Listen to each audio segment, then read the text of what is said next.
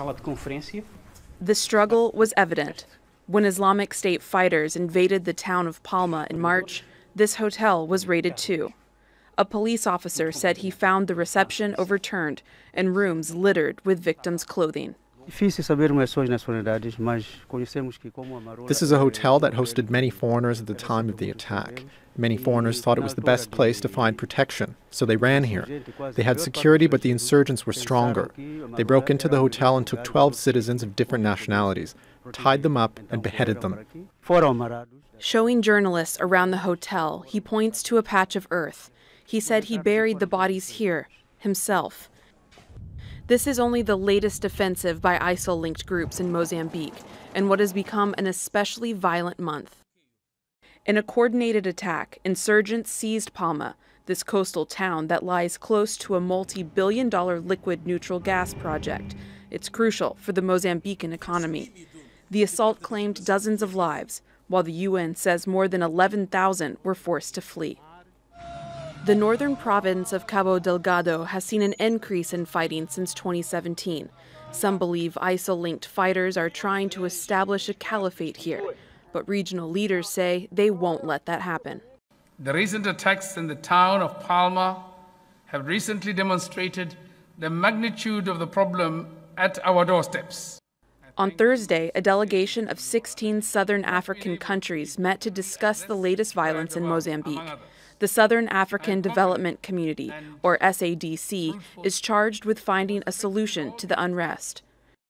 In a tweet, the president of Zimbabwe said the summit agreed that the SADC force should be resuscitated and capacitated immediately so that it can intervene.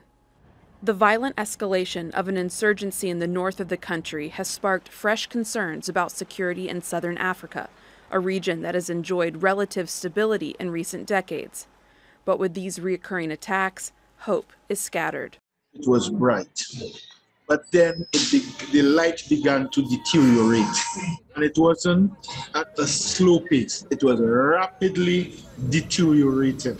And I know where the volcano, the summit, the crater is situated. I couldn't make it out. It was just darkness. And then what happened, then you began to feel something hitting your skin, ash.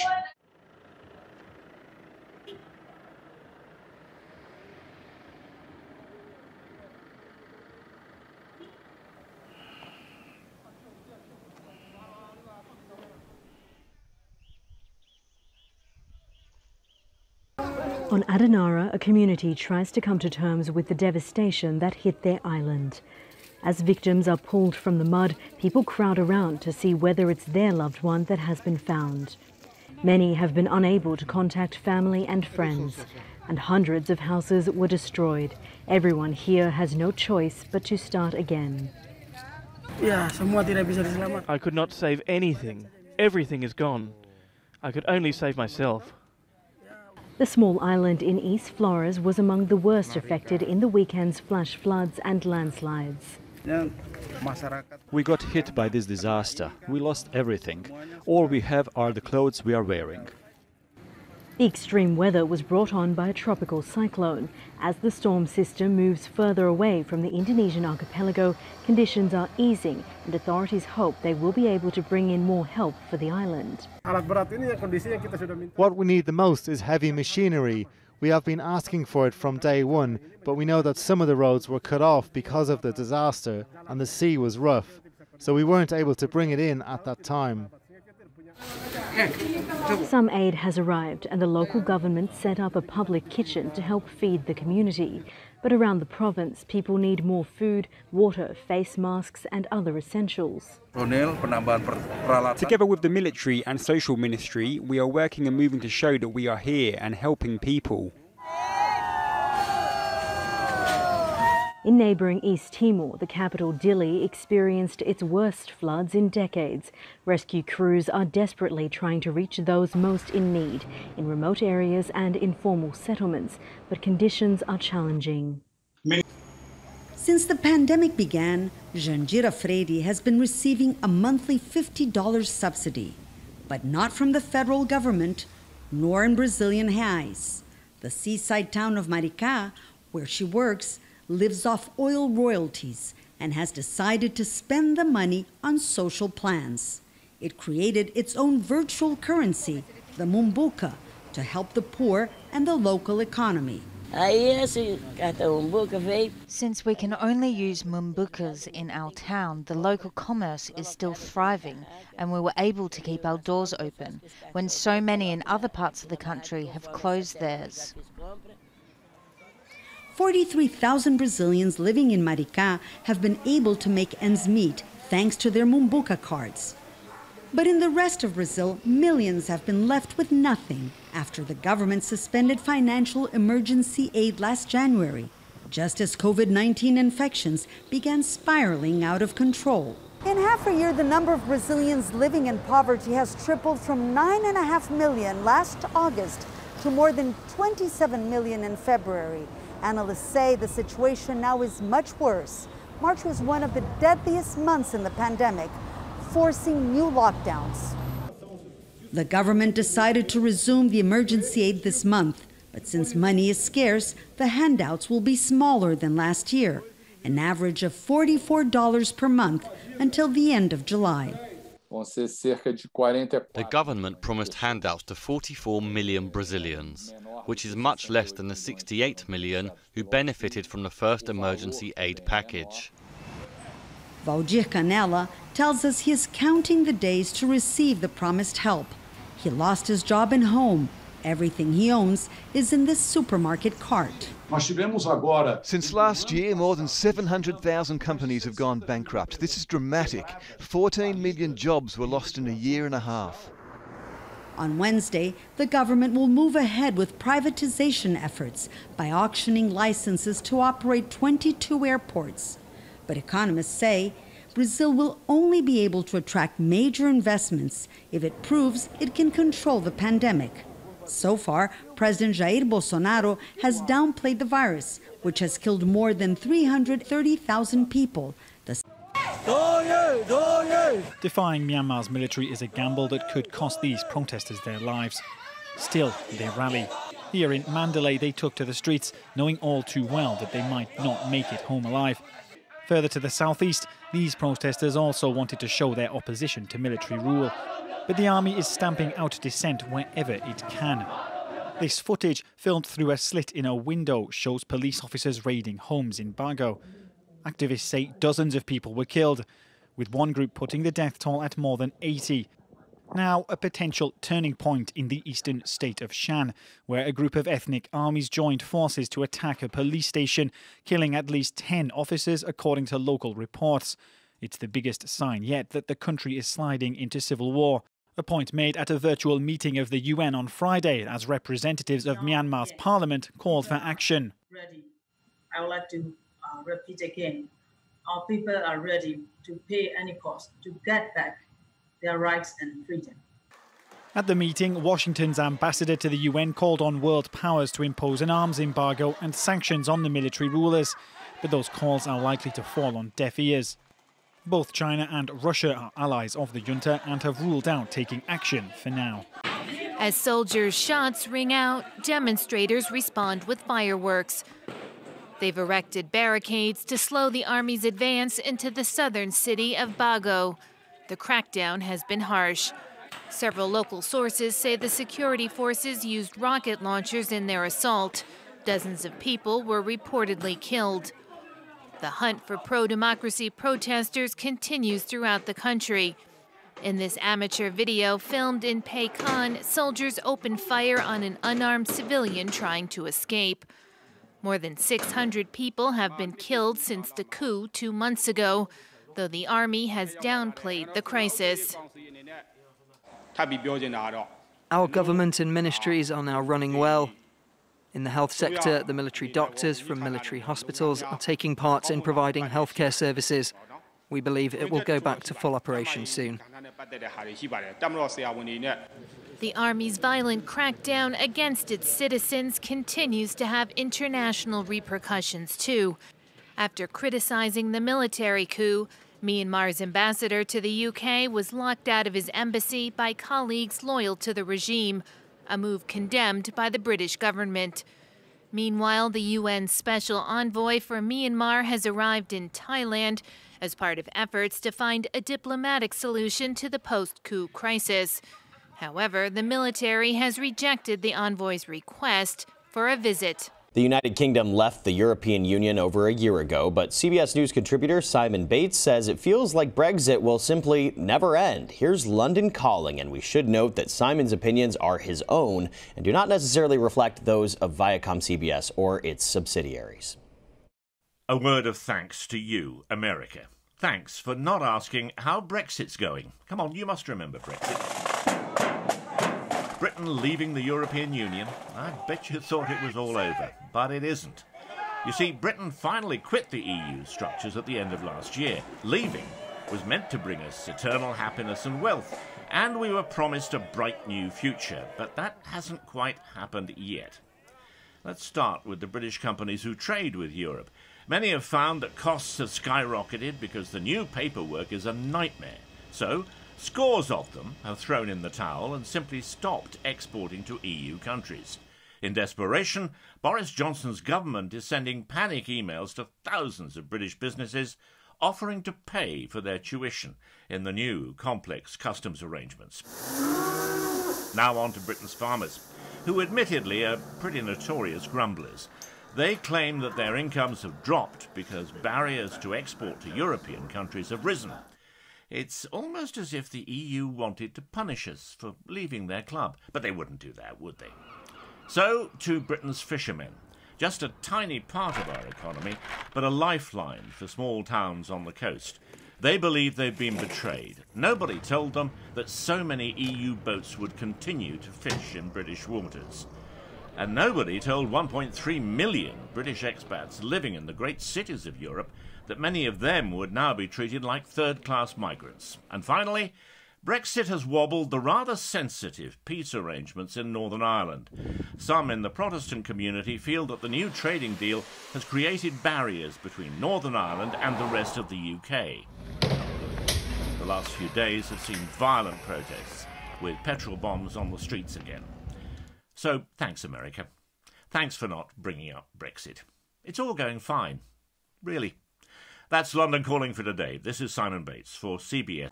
It was called the Peace Wall, but a ceasefire took 3 decades to achieve. Now, 23 years after the Good Friday Peace Agreement was signed, it fails to live up to its name again. Dissent on the streets is reborn. For more than a week, pro-British loyalists have been attacking police. Some of the worst violence has been near the Peace Wall in Belfast that separates loyalists on one side from Republicans on the other. Billy Hutchinson is a former loyalist paramilitary who served 15 years in jail for murdering 2 Catholics in 1974. He points to a mural of loyalty to the British monarchy and talks of a lull in violence during the period of mourning for Prince Philip. Hutchinson is now the leader of a political party that doesn't advocate violence, but he won't condemn what's happening. I want these young people to feel that they can come back from where they've went. They've went across a line, and that line, they need to be able to step back. Condemnation will prevent that. It will alienate them more. And you know, I think nobody has used this term yet, but I'm going to use it as far as I know. I don't want people to be radicalised.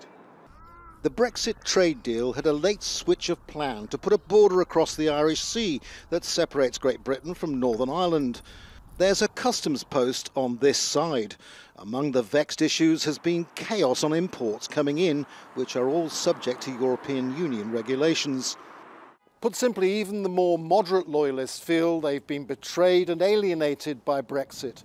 But over the peace wall, the Republican leadership feel that the Good Friday Agreement may have been damaged, but it's secure and will stay that way. Sinn Féin says all sides need to play a part of the political process. The scenes we're witnessing on our streets are very disappointing and dangerous, but I don't think we should suggest that the Good Friday Agreement is under threat from what's happening at this time. It has to be nurtured, it has to be looked after. All the players have to ensure that they play their part in developing that peace. Another major issue is a Republican funeral, where Sinn Féin leaders failed to observe COVID regulations. The Unionist First Minister of Northern Ireland is calling for the resignation of the Chief Constable for not making any prosecutions. The violence involves a small minority, many of them teenagers. Signposts call for a suspension of protests until after the period of mourning for Prince Philip.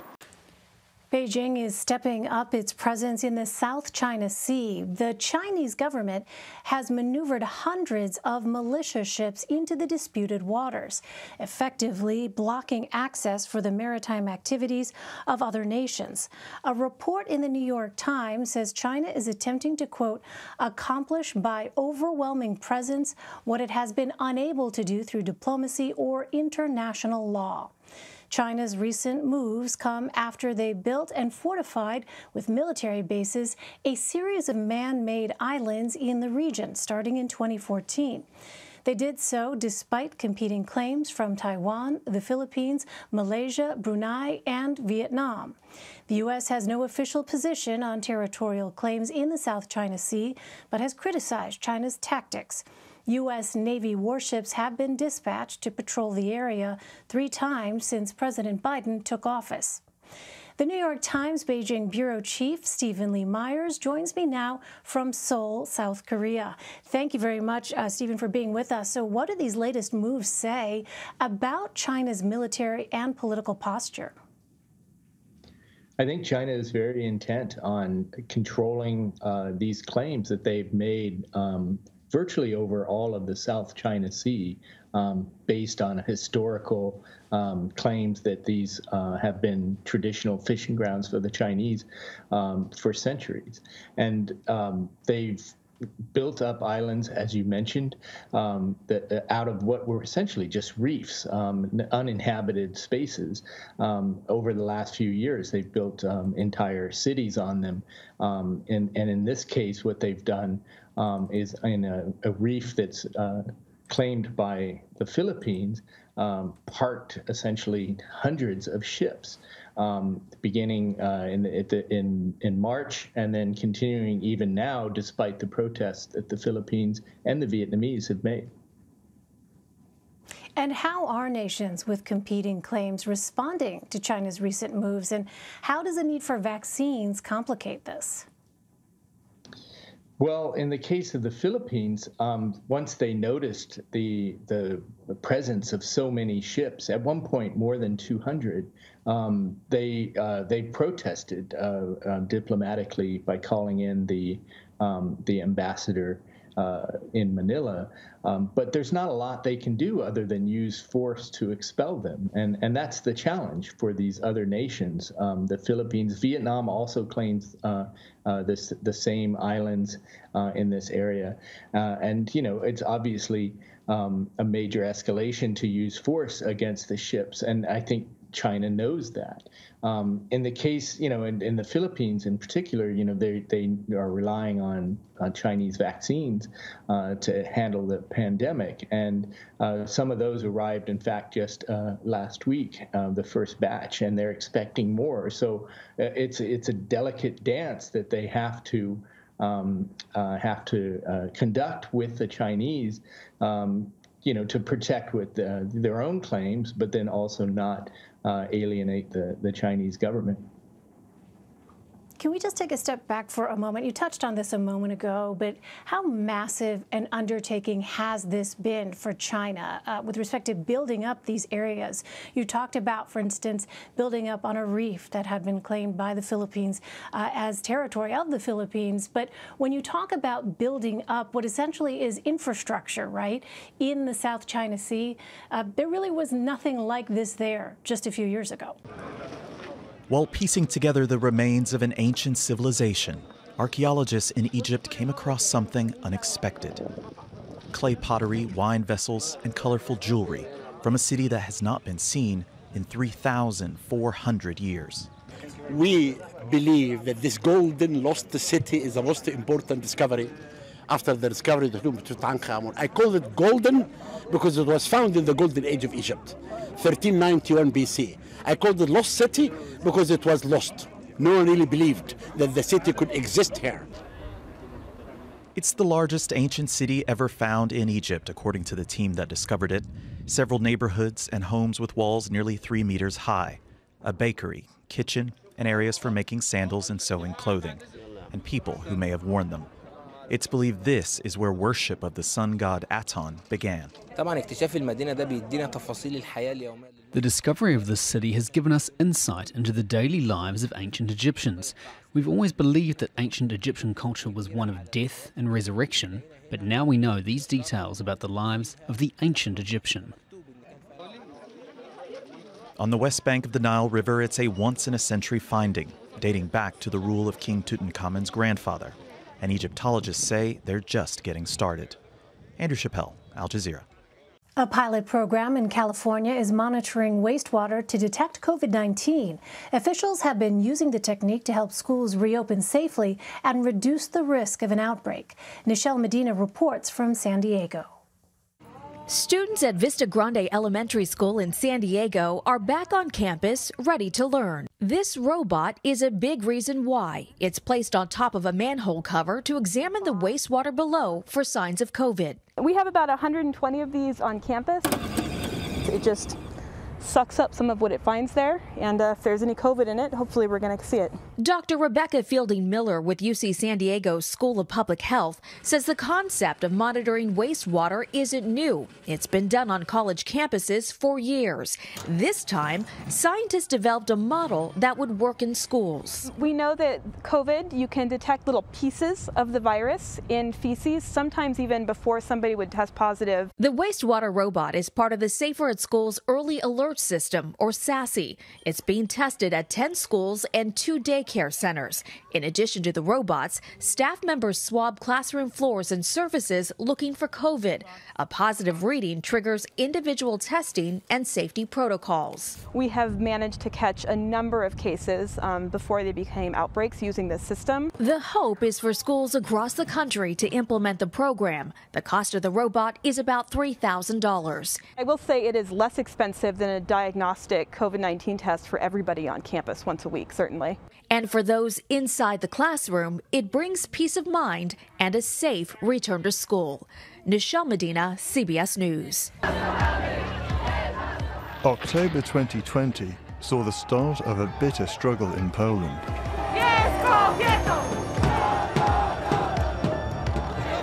When opposition parties, NGOs and countless thousands of women began battling the country's de facto leader, Jarosław Kaczynski, and his staunchest ally, the Catholic Church. The church supports the government supports the church. They are connected financially and I guess ideologically, but I think it's not ideology, it's hatred. The issue was an almost total ban on abortion, something the church had been praying for since the fall of communism. But the row has continued, and it comes at a time when Poland's priests find themselves caught in a maelstrom of shocking sex scandals. Kościół jest bardzo grzeszny i to zweryfikują najbliższe lata. The idea of being told what to do by a privileged institution that's reluctant to acknowledge its own failings is too much for many. It's not about religion, it's not about justice, it's just about the power and money.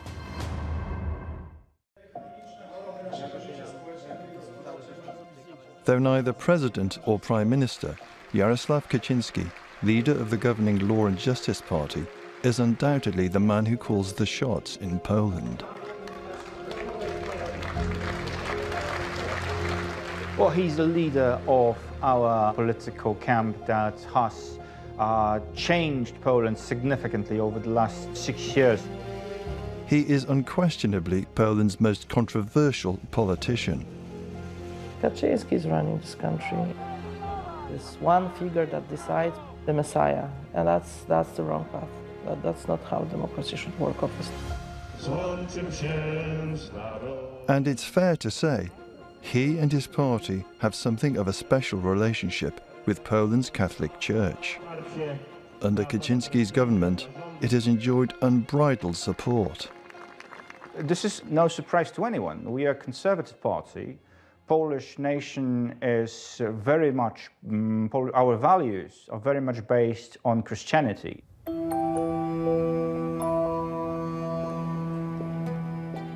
Walk around the opulent Basilica of Our Lady of Lichen, and you might be forgiven for thinking you were in the Vatican. There's even a Pope's throne. But you'd be wrong. Sometimes referred to as the Catholic Disneyland, it is slap bang in the middle of nowhere, miles from the nearest city. But whatever its kitsch qualities, the complex says a lot about contemporary Poland. No one knows the true cost, but it was built between 1995 and 2004, a time of great economic hardship. They were getting a lot of public money for many years, and bishops then are getting a lot of money. There are specific funds to support Christian Catholic Church. Poland is unquestionably Europe's most staunchly Catholic country, with 90% of Poles professing to be of the faith and over half the population regularly attending Mass. The Polish Church played a key role in overthrowing the communists 30 years ago and has enjoyed a respect unequaled elsewhere in the former Eastern Bloc. Church in Poland was very influential since all the changes from 1989. And they were getting everything they wanted from every government. But still, for those many years, at least there was an attempt to pretend that there is a division. But all that changed in 2015, when Poland's populist right-wing government was swept to power on an anti-refugee platform with the full backing of the Polish Catholic Church. Law and Justice identified refugees as a scapegoat, and they brought the whole campaign around that, the narrative that was actually demonizing the refugees and migrants. Deklarują, że nie będą przestrzegać naszego prawa, naszych obyczajów, a później albo i równolegle narzucają swoją wrażliwość i swoje wymogi w przestrzeni publicznej w różnych dziedzinach życia. I to w sposób bardzo agresywny i gwałtowny. For Poland's hardline Catholics, Christmas had come early.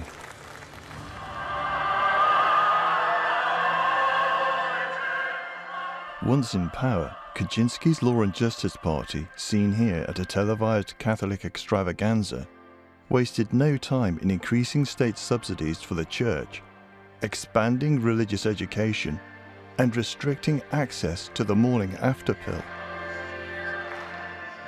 The values of law and justice of our government are very much correlating with those of Catholic Church. Kaczynski then began to implement a deeply controversial 4-year program, curtailing the freedom of the press and the independence of the judiciary, and changing the constitution when it wouldn't do his bidding. Wygraliśmy wybory, ale nie mamy prawa tworzyć prawa. Nie mamy prawa przebudowywać Polski. A Polskę przebudować trzeba. I to musi być wielka przebudowa.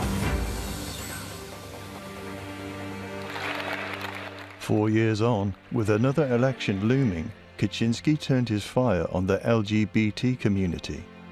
Jedna kobieta, jeden mężczyzna w stałym związku i dzieci.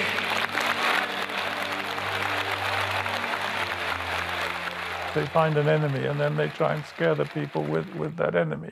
They were very good on scaring people about immigrants, but then they ran out of immigrants because there weren't any, because no immigrants wanted to come to Poland. So they started using the LGBT argument that, you know, these dangerous LGBT people are going to destroy the family, they're going to destroy the country.